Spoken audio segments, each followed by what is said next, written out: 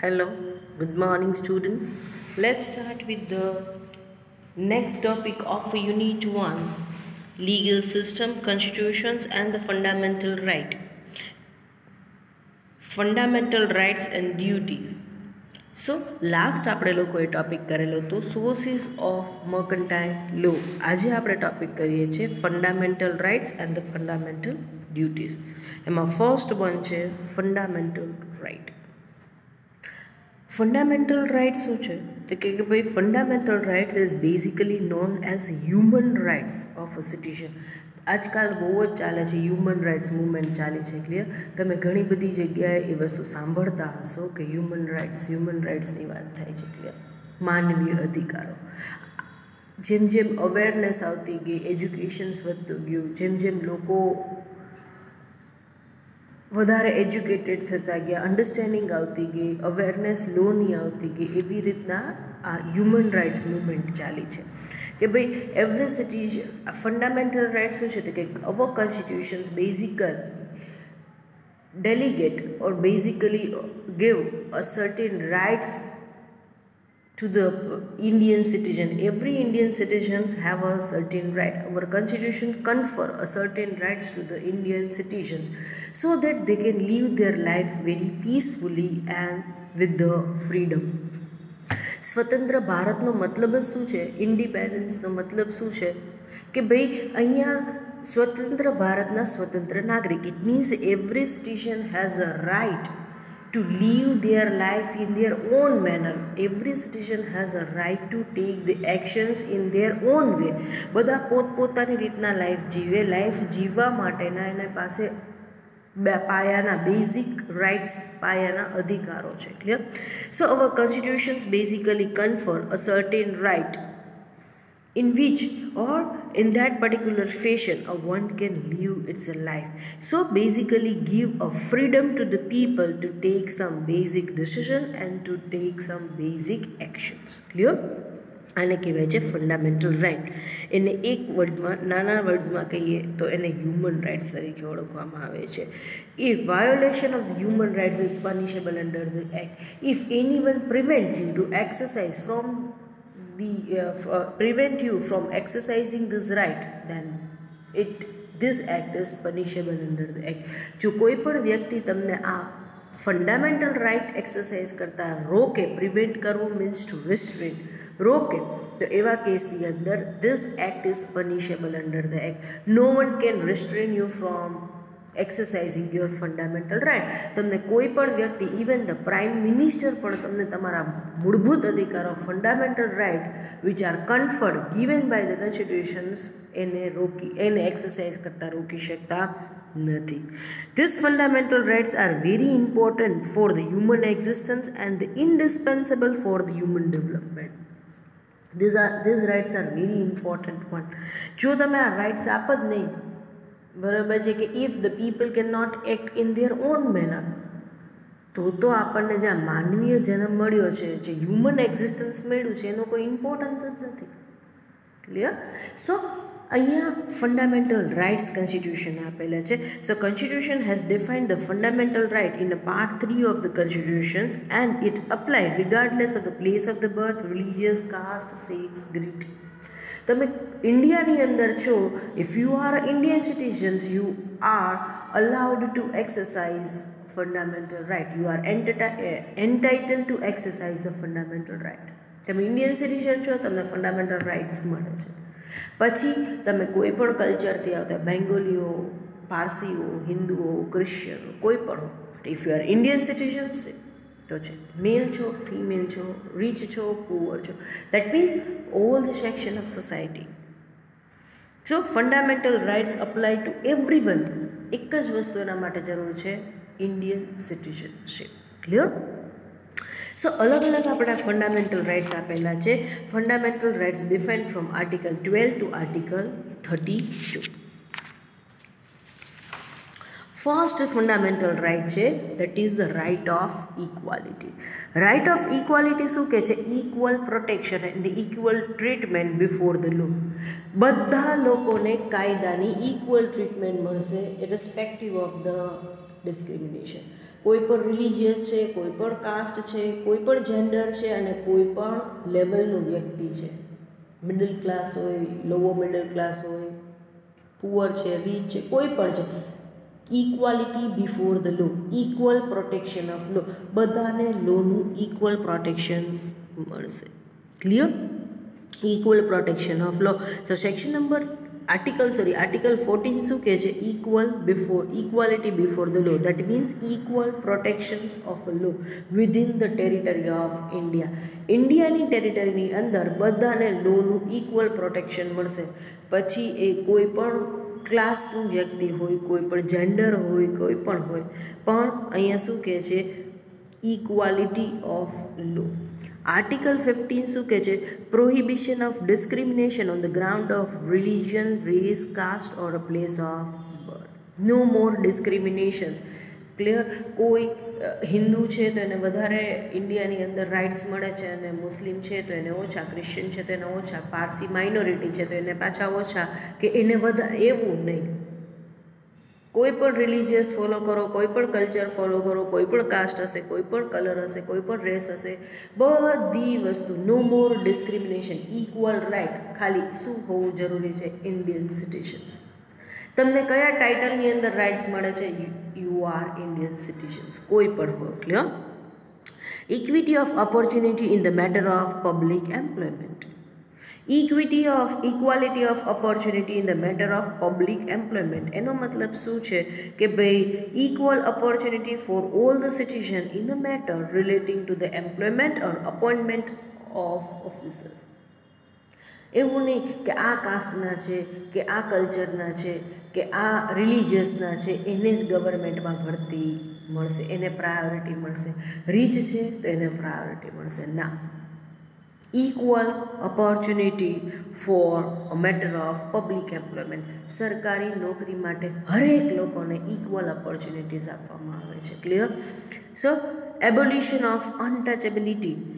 Untouchability is now considered as an offense and it is a punishable by law.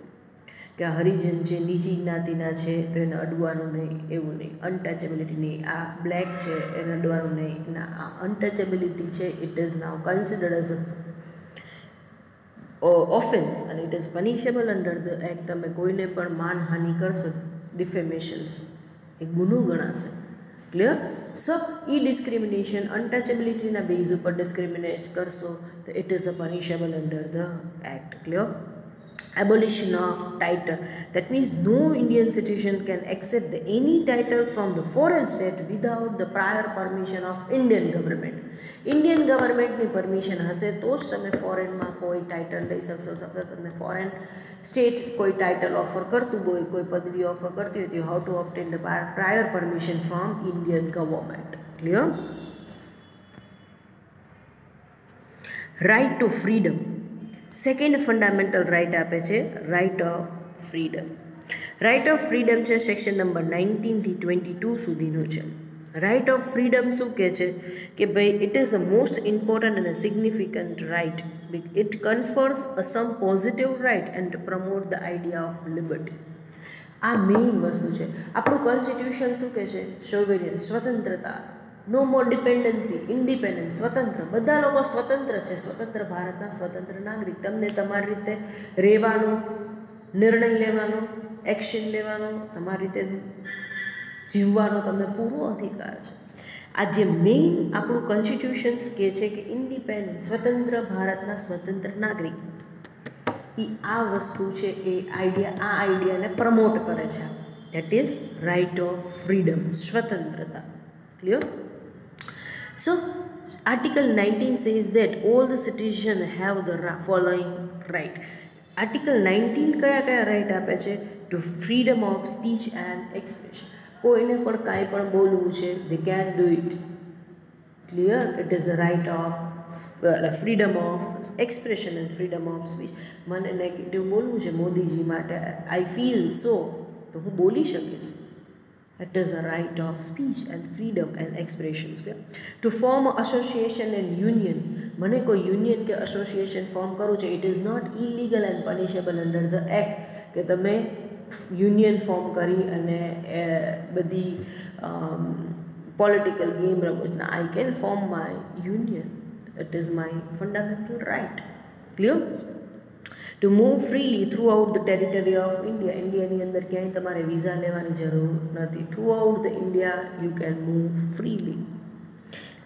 Two practise any legal trade or professions or to carry out the any occupation, trade or business. તમે કોઈ પણ trade કે કોઈ પણ business તમે legal હોવો જરૂરી છે, that's it.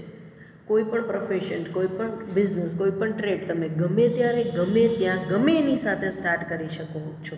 Condition is that it must be legal. Clear?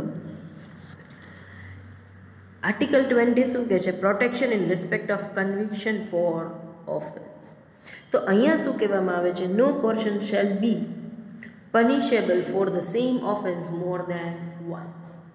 એક ઓફેન્સ, એક ગુનો કરેલા છે તેને એક જ વાર પનિશમેન્ટ મળશે, એકને એક ગુનાને વાળે ઘડે પનિશમેન્ટ મળશે નહીં.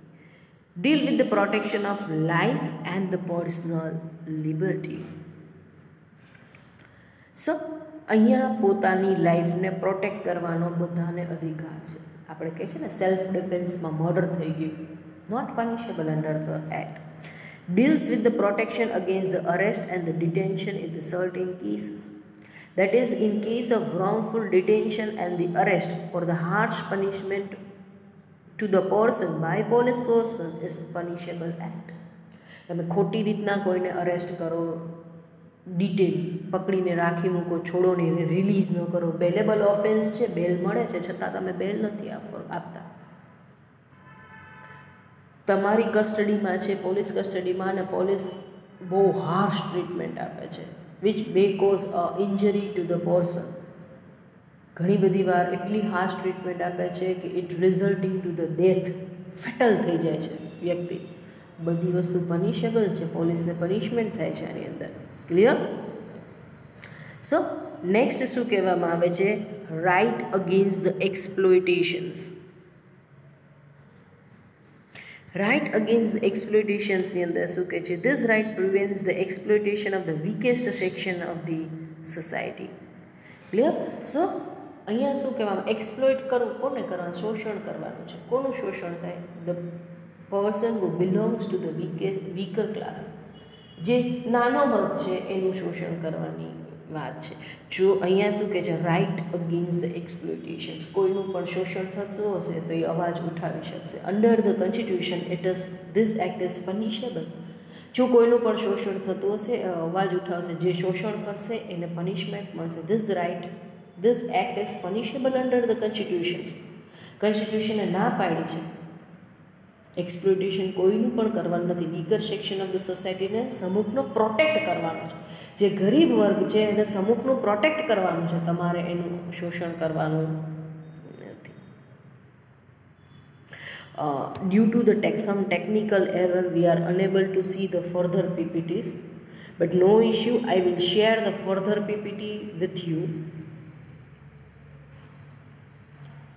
Sorry students, but though we will continue with the same thing. તમારી પાસે બુક્સ છે જ, હું તમને સમય આપું છું. તમારી બિઝનેસ લોની બુક ઓપન કરો, એમાં પહેલું યુનિટ લ્યો. પહેલા યુનિટની અંદર ફંડામેન્ટલ રાઇટનો ટોપિક સ્ટાર્ટ કરો, અને એ ટોપિકની અંદર થર્ડ ટોપિક જોવો, રાઇટ અગેન્સ્ટ એક્સપ્લોઇટેશન્સ. બધા સેક્શન્સ આપેલા છે બુકમાં, છે જ, હું જે બોલીશ એ. થર્ડની અંદર આપણે 23 આર્ટિકલ્સથી સ્ટાર્ટ કરીએ છીએ. પહેલાં તો મેઇન થર્ડ નંબરનો રાઇટ કાઢો, રાઇટ અગેન્સ્ટ ધ એક્સપ્લોઇટેશન્સ. બરાબર? અને એની અંદર આર્ટિકલ 23 આપણે સ્ટાર્ટ કરશું.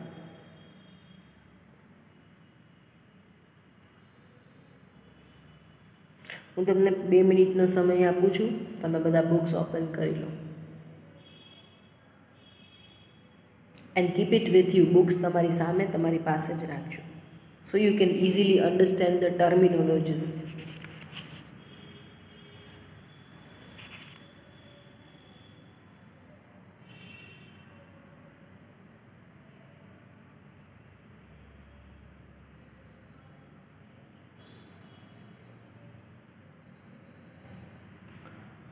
ચલો, રાઇટ અગેન્સ્ટ ધ એક્સપ્લોટેશન, એમાં article 23 basically deals with the prohibition of trafficking in the human being or forced labour.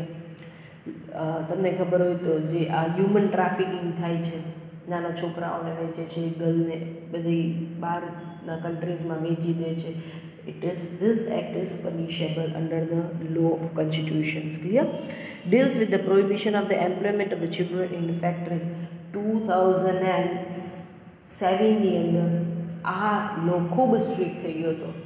લોકોએ નાના છોકરાઓને ઘરે પણ કામે રાખ્યા હતા, કાઢી મૂક્યા હતા, ગલ્લા ઉપર ને બધી જગ્યાએથી કાઢી મૂક્યા હતા. ચાઇલ્ડ લેબર એક્ટ ખૂબ સ્ટ્રિક્ટલી મોદીજીએ ઇમ્પ્લિમેન્ટ કરેલો હતો ગુજરાત એરિયાએ, કે ક્યાંય પણ નાના છોકરા 14 વર્ષથી નાના છોકરાઓ છે એને કોઈ કામ પર રાખવાના નથી, ઘરેથી એ લોકોને કામ પર મોકલવાના નથી, ઘરના લોકોએ એ લોકોને કોઈ પણ સંજોગોમાં કામે મોકલવાના નથી. Child labour its prohibition under the act. Clear? Next છે 4th one, right to freedom of religion. એની અંદર અહીંયા શું કીધું છે? Indian constitution has adopted secularism. સેક્યુલરિઝમનો મતલબ શું છે? A person is free to follow any religious. મેં તમને કીધું ભલે તમે હિન્દુ ફેમિલીમાં જન્મ લીધો છે, બટ ધો you wish to go for a Christian religious, you can convert your religious. Clear? તમે એ વસ્તુ કન્વર્ટ કરી શકો છો. સેક્યુલરિઝમ છે that means free to follow any religious. Clear? જેટલા પણ છે એમાંથી કોઈ પણ તમે ફોલો કરી શકો છો. ક્લિયર? સો એની અંદર શું કહે છે? Article 25 deals with the freedom of free professions and practice.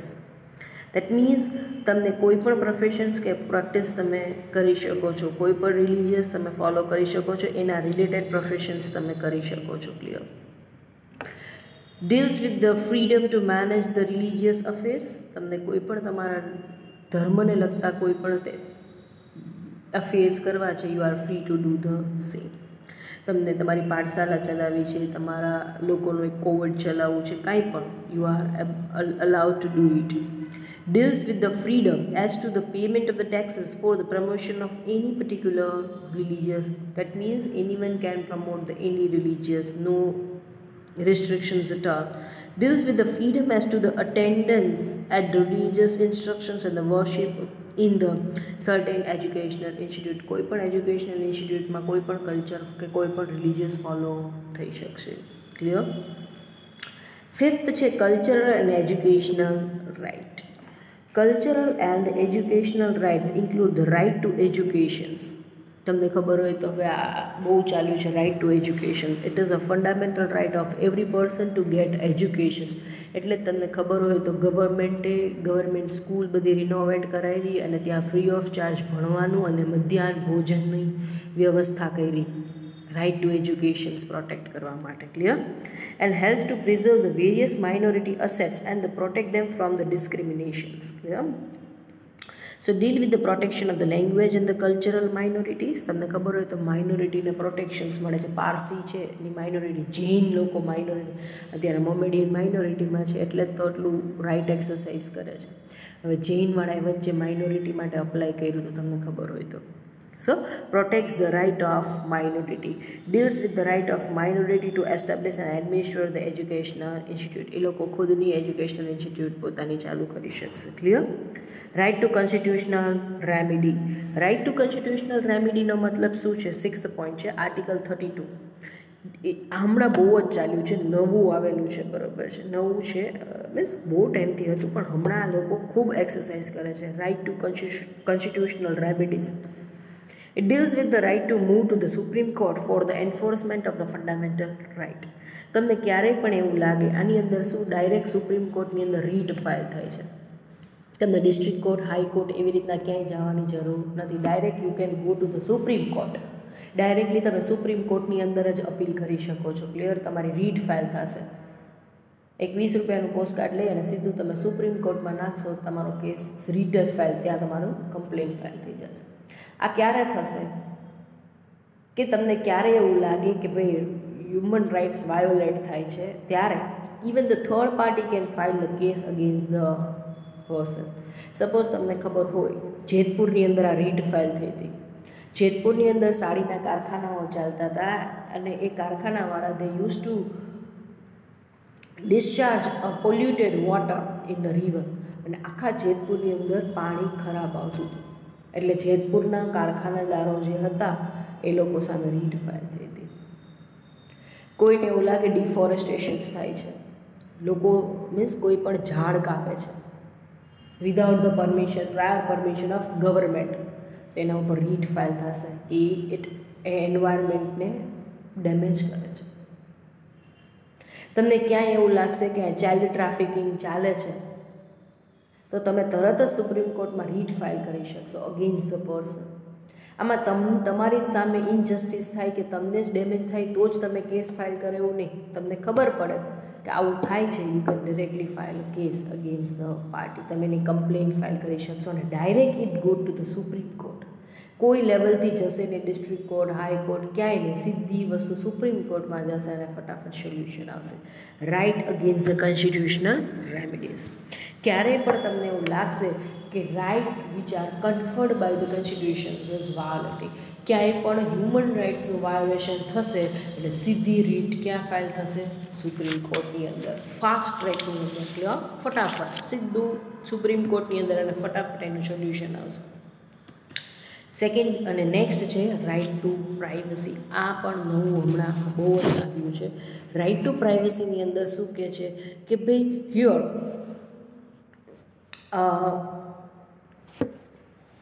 until there is a permission from the Supreme Court, one cannot enter into the one's private property and cannot inspect the document. It is a right of privacy.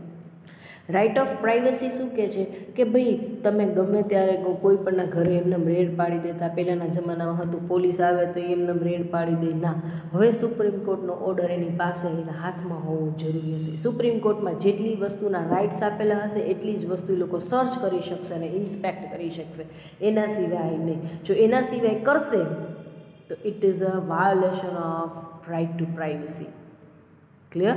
કોઈની private પ્રોપર્ટીમાં તમે enter નહીં થઈ શકો, કોઈની private documents તમે without the permission of Supreme Court, without the order of Supreme Court તમે check નહીં કરી શકો.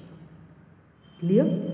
સો hereby we are completing the fundamental rights. Due to the technical error we can not proceed further. એટલે આજે આપણે fundamental duties છે અત્યારે નથી જોતા, બટ ડાઉટ સોલ્વિંગ સેશન જ્યારે આપણે લેશું ત્યારે આપણે ફંડામેન્ટલ ડ્યુટીઝ જોઈ લેશું, જો if the time permit. Otherwise આજના દિવસમાં કાં તો વધીને આવતીકાલ સુધીમાં I will upload the video for the rest of the 2 topic, fundamental duties and the hierarchy or a level of court. આ લાસ્ટ 2 ટોપિક્સ આપણા બાકી છે, એના વિડીયોઝ હું તમને અપલોડ કરી દઈશ. ક્લિયર? અને પછી આપણે જોઈ લઈશું last chapter, remedies for the breach of contract.